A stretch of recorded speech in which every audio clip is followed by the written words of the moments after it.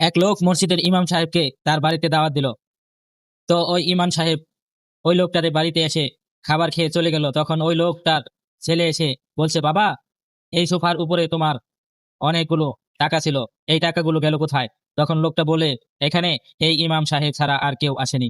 তখন ছেলেটা বলল, বাবা, তাহলে এই টাকাগুলো ইমাম সাহেবই চুরি করেছে।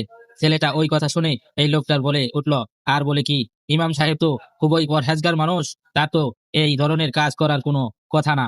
যদি তিনি করে থাকেও তবু তার সামনে গিয়ে এই কথা জিজ্ঞেস করার সাহস আমার নাই।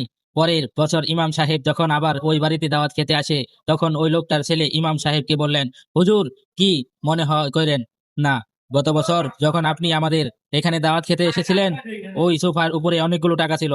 আপনি কি এখান থেকে চলে যাওয়ার পর টাকাগুলো আমি আর পাইনি? ছেলেটার এই কথা শুনে হুজুর কান্না করা শুরু করলো।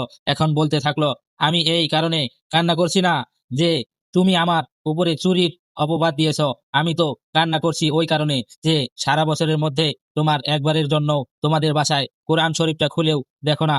তোমাদের বাসায় কোরআন শরীফটা খুলে দেখো, টাকাগুলো ওই কোরআন শরীফের মধ্যেই আমি রেখে দিয়েছি। ইমাম সাহেব এই কথা শুনে তাৎক্ষণিক ছেলেটার কোরআন শরীফ খুলে দেখে সত্যি টাকাগুলো কোরআন শরীফের মধ্যেই রাখা আছে। ধন্যবাদ। ভিডিওটি ভালো লাগলে শেয়ার করে দেবেন।